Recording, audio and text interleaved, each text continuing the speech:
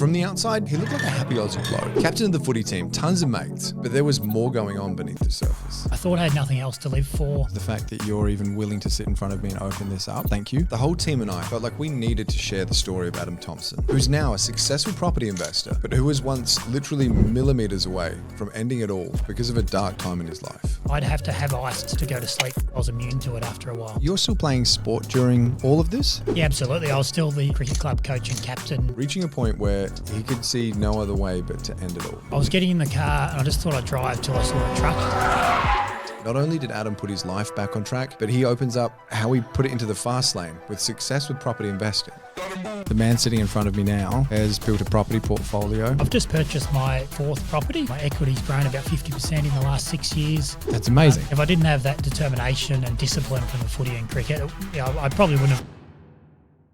Whilst there's definitely parts of Adam's story that are very dark, it's the brightness he found later that we wanted to share, whilst highlighting the importance of what Adam's gone through to understand that the night is often the darkest before the dawn. Just this week, I found out about someone who I was once very close with, who didn't wait to see the light that was coming at dawn. Adam's story is proof that not only the darkness can fade, but things can get even brighter. I do recognise we are a property investing podcast, but I'm fortunate enough to hold a platform to speak to hundreds of thousands of you guys every month, and I'm incredibly grateful to be able to do that. I hope you learn a lot from Adam's story about property investing and what it takes to succeed, but I also hope that if you or anyone you know can relate to Adam's story in any way, reach out, talk to someone. We're going to leave links in the show notes to Lifeline Australia, or simply call 13 11 14. Let's keep building something better together. My name's Todd Sloan. This is the Pizza and Property Podcast, and you're listening to my chat with Adam Thomson. Suicide is the leading cause of death in Australia for men aged under 55. About 75% of our audience is under 55. So if you're listening to this right now, the chances are the biggest threat to you is you. Adam? Todd? You're driving down the wrong side of the road on a highway, 140 kilometers an hour. Mate, I can't imagine it. Can you take me back to what was going on in that moment for you? Yeah, I distinctly remember it. I was driving past the airport in Mildura. I thought I had nothing else to live for. I had myself that wound up that if we could win the cricket grand final, all my problems would be solved. I could give up drugs. I could move on with my life and live happily ever after. But that wasn't the case. We got absolutely smashed in the cricket grand final and I just wanted to end it all. How do you go from losing at cricket, like, to ending it all? Like, obviously no one's happy when they lose at cricket, but that feels like that's such a big jump. Yeah, I just think I'd been using drugs so heavily that it had always worked up to that much that I didn't know what to do. I just wanted to end everything. I thought my family hated me. I thought everyone around me hated me. I thought they were out to get me and against me, but really they were just trying to help me and get me off the drugs. Okay, so cricket grand final didn't go to plan. You then get in the car, and is it, I'm just going to drive? Or was the intent there from, I'm getting in the car to do this? I was getting in the car and I just thought I'd drive till I saw a truck. As you said, I was driving about 140 k's an hour past the Mildura airport there looking for a truck. I just kept driving, but I didn't see any trucks come along. So why a truck? Why not a car? I was afraid that if I crashed into a car, I probably wouldn't do a good enough job of it and wouldn't be able to end it all. So you're in a state of mind where you're coherent enough to kind of think it through, but you're in a dark enough place that thinking it through still feels like a good idea. Yeah, I was thinking about it, and obviously, I wanted that truck so that I could absolutely finish it and not half do the job. And I'm needing to be really respectful of your story here, mate, because the fact that you're even willing to sit in front of me and open this up, like, thank you, because I think this is a huge deal. The thing that is such a contrast, though, is the man sitting in front of me now has built a property portfolio. You've got a few properties behind you. It's nothing like the stories that you and I have spoken about of your past. Can you open up a little bit more about where you are now as a property investor, building that portfolio? And yeah, so we can just kind of learn a little bit more about that contrast. Yeah, absolutely. So now I invest in property. I've probably got 1.6 million roughly in property in Mildura. I reckon I've built probably my equity's grown about 50% in the last 6 years. That's amazing. And I'm probably still looking for, I always tell my mum and dad once I buy a house, that'll be the last one. But look, I could probably go one more. So you reckon you'll keep building? I think so. Do you reckon the one more will just keep one mooring? Yeah, one more just keeps going. I can't help myself. I check on realestate.com weekly and I'm sure something will come up that I think will increase in value. What is it that got you into property? I come out of rehab actually, and I owe my parents a lot of money from my habits beforehand. And I don't know, for some reason I just thought buying into property would be a good idea to build my wealth for the future. And it's worked well so far. So was it like a book or a podcast or a mentor? No, not really. I think I used to always, just a love for houses. I always used to enjoy looking on realestate.com and checking out all the houses. And I think I just wanted to keep buying them. I remember when I started working in real estate, I closed the tab because I would look at real estate all the time beforehand. And I remember the boss walking past one day and I quickly closed realestate.com thinking I was going to get in trouble. And I was like, wait a second, Todd, this is your job now. Like you're allowed to look at this all the time. Did you have that same kind of just like you're constantly just looking at it because you enjoyed it? Yeah, absolutely. I love looking normally Thursday in Mildura, the houses mostly come up and I definitely have a look on there every Thursday night and scroll through and pick out the best houses. And what kind of strategy did you end up choosing? So I try and buy houses that are close to the CBD in Mildura. I think the newer houses in Mildura, as the population grows, are getting further from the CBD. So I try and buy as close as I can to town where I think there'll be the most capital growth. Can you talk to me a little bit about Mildura? For anyone that doesn't know it, we're a Victorian town and what population of 30,000, 40,000? How big is it? So it's about 30,000 in Mildura, but I think it's 60 to 80,000 with the surrounding areas. There's Merbeen, Irimple, and Golgol, a couple of areas that are really growing around it. Okay. And why did you choose closer to home? You felt more comfortable with it instead of going borderless? Yeah, definitely. I think I definitely felt more comfortable close to home. I guess I had a little bit of knowledge about which areas to buy and not to buy. Mm-hmm. The unknown of buying in a capital city or somewhere interstate, I just wasn't confident in. How about now? I would be a lot more confident now. I definitely look at houses in other cities now, especially capital cities with the way Perth is growing and Brisbane at the moment. Yeah, Perth's a bit nuts at the time of recording. Yeah, it's definitely going well. So, I keep a close eye on that. And so do you monitor like equity growth or do you manufacture it yourself or how do you kind of assess when it's time? Yeah, I just keep an eye on the equity. I haven't renovated any of my houses yet. There is one unit that I've got that probably will need some work down the track. But, at this stage, it's just the natural equity that grows in it. And so you had some pretty good cash flow, all of them being regional. Yeah, definitely. So the first one I ever had was positively geared, which probably encouraged me to keep going down the property track. And what year was that? When did you very first purchase one? I think it was $255,000 I paid for a house and land package when I was about 21 in 2012. So it seems like a joke price now, doesn't it? Yeah, that's right. If you get at that price now, you'd be buying up. And what would that one be worth now? I sold that one a few years later to buy another owner occupier, but that one's probably into the 400s now. And why'd you sell? I spoke about buying houses close to the CBD. I wanted to live close to the CBD myself. So, I upgraded my primary residence. That was the first purchase and then upgrading to another PPR. What was the first, this is an investment purchase? 2018, I bought my first investment. So I paid $264,000 for that one. And it's probably sitting a bit over 400 at the moment. And what is it? That's a 4-bedroom house. 4-bedroom house. Okay, and what's that renting for? $420 a week. Okay, so you got almost, what is that, in a nearly 10% yield now on purchase price? Yeah, just over. That's fantastic, man. Yeah, it's got a great return already and the rental prices in Mildura at the moment are going through the roof, so I think it'll continue to grow. What was it that got you into that one? Because you bought a few, you're obviously comfortable. It's not like, I don't know how to purchase a property because you've already purchased 2 at that stage or even gone through the building process, house and land package? Yeah, I'd gone through a house and land package at that stage, but I actually had a mate who's a real estate agent. I played a bit of footy with him and he rang me, told me it'd be a good buy. I wasn't real confident on it at the time, but I think I got a good price. I think it was advertised for $300 to $330 and I picked it up for $264. So I was pretty happy when I got that one through. Yeah, that's a hell of a lot under the asking price. It was definitely well under. I think the people were in a little bit of financial trouble and had to clear a couple of debts. So I guess, it was my good fortune. Do you reckon it was well overpriced or do you think you got it pretty underpriced? I think it was a little bit overpriced, but I got a little bit underpriced as well. Okay, so kind of meet in the middle a bit. Yeah, I think so. Yeah. And this is what I mean, Adam. You're such a switched on dude. You're playing footy all the time. You have a radio show in Mildura. This contrast between the way this episode starts, your backstory. Can you talk to me a little bit more about how did you even get to that point on the highway? What causes someone to go down that path? Yeah, I don't know how I got that bad, really. I sort of lived a double life, really. I'd have me when I was at work and I was managing the family sports store, and then there was me after hours when I was, using up to $1,000 worth of drugs a day. Most people use ice to stay awake for days on end, and I'd have to have ice to go to sleep. I was like I was immune to it after a while. How does that work? Because I thought that was the whole point of – I've never actually done ice. I've dabbled with a lot of stuff I shouldn't have, but ice was the one thing I was actually always scared of. I always got told that was the purpose you did it. It was like energy, go, go, go.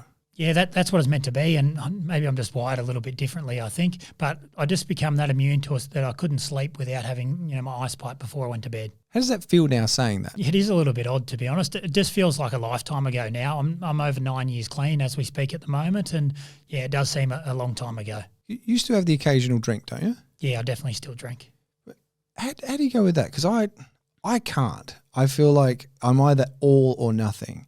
And I feel like there's potentially a bit of that in you as well. I don't want to speak for you, and I just realised I am. Do you have a bit of that all or nothing personality too? Absolutely. I'm a shocking binge drinker. So, I can go 2 or 3, maybe 6 or 8 weeks without a drink. But then once I drink, I definitely drink to get drunk. Okay, I'm curious now, and this is purely selfish reasons. I've probably been sober 4 and a bit years now. And I've had 2 drinks in that entire time. One was one of my best mates' dad's passed away. So I was like, what do you need? And he's like, I just want to have a drink with someone. So I went around, had drinks. And the other was I had 3 beers at my wedding. And I remember opening the 4th, and I was actually quite proud of myself. I was like, actually, I don't want this. And I put it down, and someone else picked it up. Otherwise, it's always been like if one's good, 20's better. That's always been my mentality. But it was also the fact that it led to so many other bad choices. Because as soon as you're 5 or 10 drinks in, then it was like, let's do this other terrible thing that we shouldn't be doing. How do you keep clear enough mind, like sort of going down that path, but then you seem like you still got your life together, man? Yeah, I guess I still, when I drink, I do have a fair go at vodka, but I'm pretty careful about who I circle myself around now. I'm really confident the people that when I'm having a drink with, that nothing bad or any drugs will ever come out of it. So your circle that you were with 10, 12 years ago, completely different to your circle now? Yeah, I definitely still hang out with some of the same people, and look, 10 or 12 years ago, I'm sure I was probably the ringleader when, we have a few drinks and things turn the other way. I was probably leading the way. So you were the troublemaker? I mightn't have started as that, but I think towards the end, I was definitely the troublemaker. And what got you into it to begin with? Because you don't just like sort of start with ice. No, well, I did actually. You did? Oh, shit. Okay. I've never smoked weed. I don't know. It smelt bad, so that didn't have any appeal to me. I have had a couple of ecstasy tablets and that sort of thing. But I might have had one of them once and then straight onto ice. But I think it was just I was playing footy at a few clubs around, and when you're playing footy, you paid a little bit of cash and you got a little bit of spare money around, and I think it just led from that. And the first time I ever had it, I just felt invincible, like I could sort of run through a brick wall. Nothing bothered you. Your anxiety and everything was all gone. It just felt so good that I kept going back for more. And how old were you then? I think I was about 21, 22. 21. Okay, so you're still a kid at this stage. Like you're not a kid, but I don't think I was making very wise decisions at 21. Sounds like you're in a similar kind of boat. Something like that sounds like a great choice. You're running down that path because it makes you feel fantastic. Yeah, absolutely. It made me feel that good. And I didn't even know it was ice, to be honest. Someone gave it to me and said, do you want to have some of this? And naturally I just said yes. And yeah, I didn't know it was ice until later on. And I was probably in too deep by then. Talk to me about the addiction side of things. Is it like I need it? Is it because cigarettes were the hardest thing for me personally to give up. I couldn't have done that without Champix. I was a pack of 50 a day smoker. What's it like with ice? Because it's supposed to be one of the most addictive drugs in the world. Yeah, so to start with, it was just I wanted it. But then, I'd use Friday night, Saturday night, get to Sunday morning and you're a bit tired, so you have some to get yourself up, and then all of a sudden Friday to Sunday comes Thursday to Monday, and then from Wednesday to Tuesday, and then suddenly you're just using it every day. And yeah, that's when I really needed it. I couldn't get out of bed without it. I wouldn't leave the house without it. And like I said before, I couldn't sleep without it even. How are you affording it? That was a struggle. I was managing mum and dad's sports store, the family sports store for them, and I was taking cash out of the till there. I did have some savings before I got into drugs, and I obviously spent all them and got a bit of a debt up with my parents as well. How much are we talking? Was I using per day or the debt? Both. The amount I used to say borrowed, but I took from the family business. Mum and Dad tried to keep track of it, but it was hard to tell. But it was definitely in the thousands. And what do you reckon you'd be spending per day? Some days it'd be $300. Like maybe on a Saturday night, it'd be nothing to spend $700, up to $1,000 even. So we're talking like a 6-figure income habit. Yeah, definitely. And then I probably become. I still do punt a little bit, but I was punting heavily when I was using heavily as well. And so you're still playing sport during all of this? Yeah, absolutely. I was still the cricket club coach and captain. In the depth of my addiction. You said before you had almost like 2 lives. Are you actually hiding this? Or do people just have no idea that you've got this issue? To start with, I was absolutely hiding it, but as time went on, people start to find out about it, and there's rumours going around. Obviously, Mildura is not that big, so by the end, it was pretty well known. And then, after it happened, it was on the back and front page of the local paper, so it was very well known. Okay, you said by the end. From here you go, try this, you don't know what it is, to I'm driving down the highway. What kind of time frame are we talking? Months, years? We're probably talking 3 or 4 years, I reckon. So, and it was really the last 12 months where the addiction got out of control. So the last 12 months, you said? Yeah, last 12 months was when become daily use, and especially those last 6 months, it was very heavy use.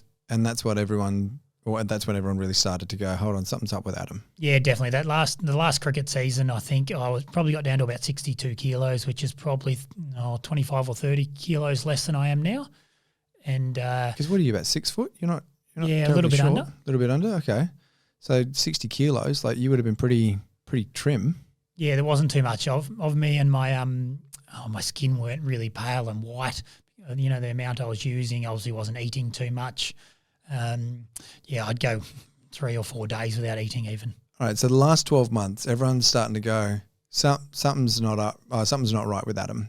He's not looking right. He's terribly pale. He's skinny as all hell. I'm assuming you probably, like emotionally, attitude-wise, are you starting to become a different person to everyone else but not yourself? Like what does it feel like when you're at that stage? Yeah, 100%. I was a different person. I thought I was still the same person, but I was getting angry a lot easier. I was really paranoid about things. I argued with my parents and family a lot by that stage. What about?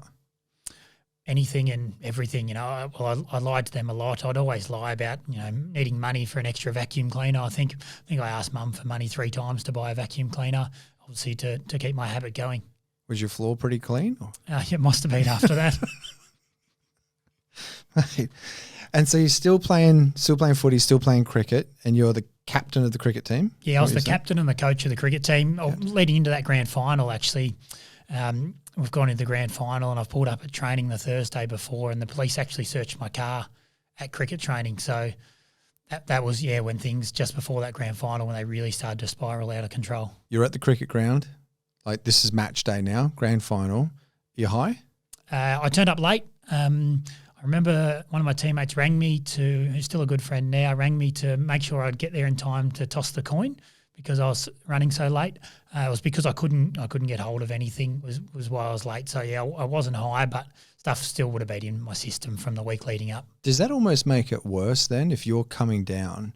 I would imagine the mindset from that is probably going to be worse because now it's all of a sudden that addiction, that craving is calling the shots? Yeah, I think so. Yeah, I was definitely angry. I think my teammates had obviously lost faith in me. I won the toss and bowled, which people still get into me about that one today. And I think the other team made about 300 and we ended up got bowled out for 100. So, it didn't go very well. Leaving the cricket ground, you're getting in the car. You going home first? Where are you going? Yeah, I definitely went home. I tried to get hold of some ice again at that stage. And I distinctly remember my parents ringing. They'd gone back to the cricket club rooms to, I guess, commiserate with the teammates. But, I didn't make it out there. And that was when I went for the drive and tried to end it all. I remember standing on the roof of the building I lived in on the 18th floor. This is when I was in a very dark place. And I remember looking down and feeling scared. I didn't feel like that's the way. I felt like this is wrong. Why did you turn around and what did it feel like at the time for you? because I feel this is a very personal thing. I think I ran out of patience. I remember driving and a truck just wouldn't come the other way, and I guess I had a moment of clarity after that maybe I could turn it all around and things would get better. I had a family friend, it's still a very close family friend that, definitely saved my life. He was the one that convinced me to go to rehab when I didn't want to go, and maybe just one of his thoughts echoed in my mind at that time. What thought? That I would be okay, that all my family and friends were there to support me. I thought they were hating on me and trying to push me away, but all they were trying to do were trying to help me and save me. So you're sitting in the car, steering wheel in hand, and your mind's racing with where's the truck, but it's fighting with the family actually are there for you. Like, is there this internal battle going on? Because I'm trying to understand what that step back moment really is. Yeah, I was definitely fighting my own demons at that stage, and obviously it took too long, I think, for a truck to come, and the weight of the support and the other thoughts, must have outweighed the thoughts of wanting to end it. So then rehab started straight away, or rehab started 6 months later? I think that all happened on a Sunday. I ended up in the psych ward that night. I had disagreed with my parents and ended up there. I think the next Friday, a family friend had convinced me to go to rehab. He took me down for a face-to-face interview. I thought I was going into rehab at that stage and I didn't want to go at all, but he convinced me it was what was best, and I actually come out. It was only an interview. I thought I was going in there full-time. Come out, I kicked 8 goals in half a game of footy the next day, and I thought there's nothing wrong with me. I'm absolutely fine. So he had to battle to get me back to go the next Monday, which, I eventually went. And how long did you stay? I spent 28 days in that one, and then I come home for a couple of days, and then I moved on to sober living with Gavin Kosiska for another 3 months. Sober living, this is like a support network? This was another rehab, a second rehab, but you're allowed to leave during the day, and as long as you pass your drug tests and ticked all the boxes. The reason I wanted to ask is because I never talked about it. I never told anyone. It almost feels like because things were so public and being in a small town and things happening the way that they did for you, I feel like that's potentially almost what's one of the causes of why you're sitting in front of me still and why you're not a newspaper article that I read about years ago. Because it feels like a lot of people go through this in silence behind closed doors, and it's not until it's too late that they go, oh, maybe I should have spoken to Adam. Maybe I should have done something here. So your support network was because people saw you in a bad place, and even though you were pushing away to begin with, eventually that fight in your mind sounds like it won. And you went, oh, wait a second, maybe they're here to help. So I feel like if anyone is, listening to this and especially really connecting with what Adam's going through, I can't help but say, talk to someone about it, because I feel like if you didn't, you wouldn't be here. But I'm interested to hear what your thoughts are for anyone that's really connecting. What's getting someone out of where you were if they're in a similar spot? Yeah, it's definitely reaching out and asking for help. I think I was scared. I was scared to admit that I was a drug addict. I didn't want anyone to know. I was trying to hide away from the fact. But once people did know, I got more support than I could ever ask for. I probably didn't mean for it to become so public, but it just sort of happened. And, I've been around to schools and footy clubs and places like that and done drug information nights. And so you talk like publicly, like helping people about it now too? Yeah, absolutely. I've been around to help people, done articles and stuff in the paper and that sort of thing. And, I'm happy to help out anyone that reaches out that, has been in a similar position or is in a similar position at the moment. I'm really convinced that a lot of what makes people great on the property side of things and the business side of things, just the general achievement, is usually because of struggles that we've been through before, and it's how you deal with those struggles. Like for me, it was about doing something that felt impossible. After things started getting better, that was when I walked from Adelaide to Melbourne, because that was just always this thing that I was like, nah, you can't do that. And then I did it. And it was like, wait a second, what else can I do? And I opened up this line of thinking. And I often say to people, if you're in a stuck position, do the thing that you feel is impossible, because if you can overcome what feels impossible, it doesn't have to be walking to Melbourne. Like I said, I'm an extremist. I take things to my own sort of level that I want to go to. But I think it's the fact that it was impossible for me. Impossible might be a 5K run for someone. Possible might be whatever it is, like getting to a next level of a job or whatever. That's really what helped me. And I think it's that push that also helped me with property. I'm interested to hear how the connection between you building a portfolio, because you're in the top, 5%, 4%, I believe, of property investors in the country because of the size of your portfolio. Most people have one. Then a little bit more have two. Hardly any have three. Very few have four, so on and so forth. What are the skills that you learnt from the darker times that have helped really shine light on the positive times? It's a really good question. I think, I definitely learnt to live pretty cheaply when I was using. Obviously, I was spending a lot of money on drugs, but you did manage to budget everything else pretty well. Like I still made sure I paid my home loan, obviously, and my rates and everything like that. So I had to keep my money for my drugs at that stage, where now I keep my money to save up for another house. So that definitely helped me. I think with the rehab side of things, I played a lot of sport and I'm really competitive. So once I got to rehab and, the odds of getting clean weren't very good for you.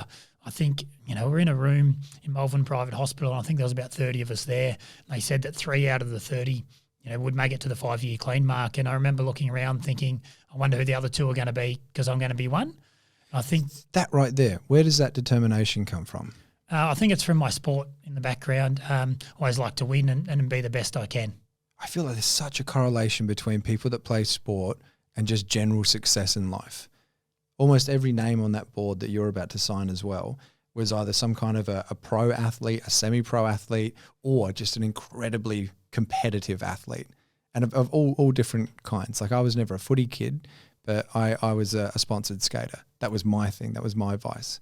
So you reckon if you didn't have that streak in you from cricket and from footy, you wouldn't have been thinking that way? Yeah, 100%. So if I didn't have that determination and discipline from the footy and cricket, I probably wouldn't have got through rehab to start with, but I definitely wouldn't have got through or into property investing either. Did it come from mum and dad?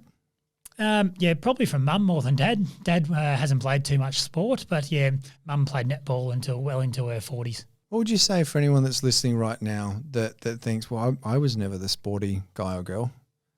Like, where do I find the determination from? I think you can still be competitive and determined, though. You can still be determined to be the best at your day job. You can probably be the best parent you ever want to be. You can be best at lots of other things rather than sport. Okay, so you reckon it just make it a piece of you? Like you don't have to compete on a field, but it's the competitiveness that you think's the important factor? Yeah, I think it's about being competitive. So as far as being competitive now, who do you compete with in life now? I'm not sure. I still compete against myself, I guess. Try and better myself as much as I can. I feel like I'm competing against the banks too to get the best interest rate I can. Yeah. I don't know. It feels a bit like a game when I'm buying a property. Yep. You want to just see how many you can get. How many do you want to get? Just one more. Yeah. I want to say spoken like a true addict there. Just one more. Just one more. Yeah, I guess you could say I'm addicted to buying houses now. I'll just have one more. It's shifting the addiction really, isn't it? It is. I've never really thought about it like that, but it definitely is. I don't know who said it, but there was a psychologist one day. I remember listening to. I want to say it was Professor Bloom. I found this iTunes University. I don't even know if it's around anymore. And you used to be able to do like intro courses at like Yale and Harvard and all these things. Obviously, you didn't get anything from it. You got the knowledge, but you didn't get like certificates or anything. And I did the intro to psych course. I'm pretty sure it was him that said like you don't actually get rid of habits, you just replace them. And it feels like that's potentially what property's done, is that you've had this habit that's made life go into a really dark place. And then you've gotten yourself back out of that, but you've then attached that same kind of that habit, that addiction that I need to compete, or I need to keep moving forward into something that's really positive. Yeah, I think that's the case. Yeah, I've used some of the bad attributes I had from my addiction and used them, spun them around to a positive, into my property and into my general life. So obsession, property, I can absolutely relate to that. I'm sure a lot of the thousands of people that are listening right now can relate to that as well. What's going on in your portfolio these days? I've just purchased my fourth property. So, yeah, I bought that for $310,000. It settled last month. 310. Okay. What, unit, house? So it's a standalone unit, 2 bedrooms, but there's no body corporate fees or anything. It's on its own. So proper standalone, like it's not even a party wall, or No, there's nothing. It's a proper standalone one. so it's more like a little house. Yeah, it's basically a small house. Yeah, cool. Okay, and 310, what's it renting for? 320 at the moment. I can probably scope that one up to 350 in the next 12 months as well. So you're already a 5% plus yield straight off the bat. Yeah, it's good return straight up. Yeah, nice. And why this one? It's close to the CBD. It's actually in the same street as I have another unit that I've bought. So, yeah, I think the capital growth in that area will be pretty strong. And what was the challenge you had to overcome with this one? Servicing the loan, obviously to get my fourth house, I tried probably 3 or 4 years ago to get a fourth one and was knocked back by the bank. So, yeah, since a change in employment maybe about 6 months ago, I was able to service a bit more of a loan. And so, it was a good achievement to go for the fourth one. And then number 5, it's just one more? Yeah, just one more. I said that a bit last one, but, I've been looking at real estate again this morning. So, yeah, maybe in the next 12 to 24 months we'll see another one. And your equity position's probably supportive of another one? Or you reckon you have to do some renos or market uplift? Or my equity position, I'm probably 50-50 at the moment in equity and Dude, that's loans. awesome. 50-50 LVR? Yeah, so I reckon I can probably get another one in there. So could you chuck a granny on any of them? Like boost your cash flow? Maybe on one, but yeah, I think renovating one of the units would probably be the way to go if I need to increase the cash flow a little bit. Yeah, okay. It's not too bad a state, but not the best state, kind of that half-half? Yeah, it's an old 70s styles kitchen and a double brick unit. So, wax and plaster on the wall. My brother's a cabinet maker, get him to whack in a kitchen and I reckon I could, get the rent up a bit. You can paint the bricks. I know that's a cost-effective way of doing it. Yeah, that might be an option as well. I'll have to look at that. Yeah, you look behind you. I painted the bricks here, but anyway. Probably don't go dark grey though in your unit. It might be a bit bold. Yeah, I might just stick with the white. Oh, mate, I love your story, Adam, because I think it would be so easy for you to have given up, and not only given up just on, okay, I've gotten clean, and then go, okay, well, here's my zero, here's my line, here's my cruising altitude, if you will. I was re-listening to a book the other day, Paul Hanna. Paul Hanna's a former motivational, he might even still be around, motivational speaker. And it was one of the very first motivational talks I ever got given, or books. And he talks in it about your cruising altitude and how when you're trying to get better at life, you need to reset the altitude, because if you don't, everything that's underneath it, you'll go, that's not good enough for me. But everything that's above it, you'll also go, that's too good for me. And you'll also reject that stuff until you actually got up to that altitude and you start cruising at that level. I feel like that's something that you've done. I don't know if you've done this consciously or unconscious or subconsciously, but you've gone from down here and you've continued to reset that altitude to not just, I'm not using drugs. That would already be a win. Already to go from just like the position you're in to I'm now mentally, emotionally stable. Win.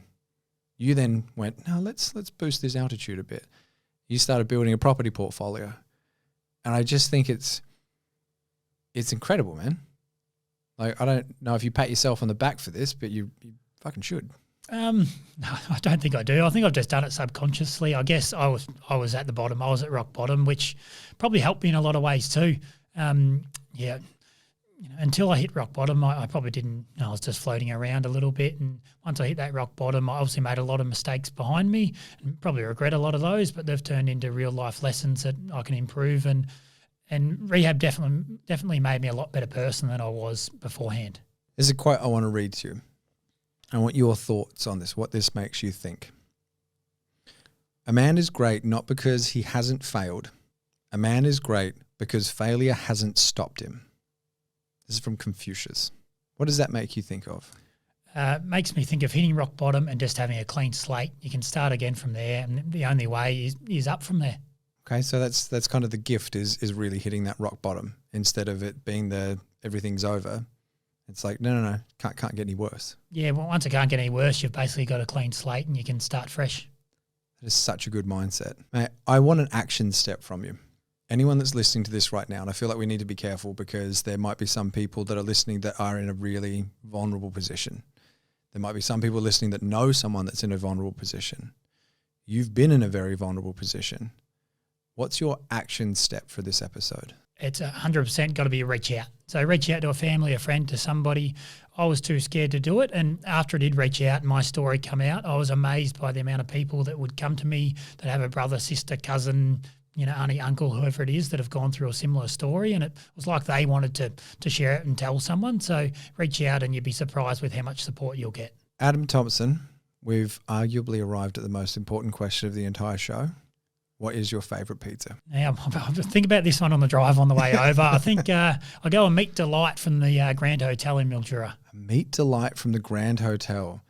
You do listen to the show, mate. You've already taken my follow-up question of, are you getting it anywhere special? Yep. No, I was thinking about that one on the drive over. And why the Grand Hotel? What's special about the Meat Delight there? Wood-fired pizzas there. They're very good. Oh, yeah. So much better with the wood fire. I got to play around with that. Bianca and I have a pizza oven project that's been in progress since COVID started, and we started building it. But we're actually like almost about to finish it now because otherwise we keep renovating other houses, and it's so easy to justify not doing your own place because you're like, nah, that's where we live. There's not as much profit in that. But someone was telling me recently, it like depends on the kind of wood that you actually burn in the pizza oven to how it's going to actually make the pizza taste. So I'm looking forward to playing with a little bit more of the wood fire oven when we get one installed at home.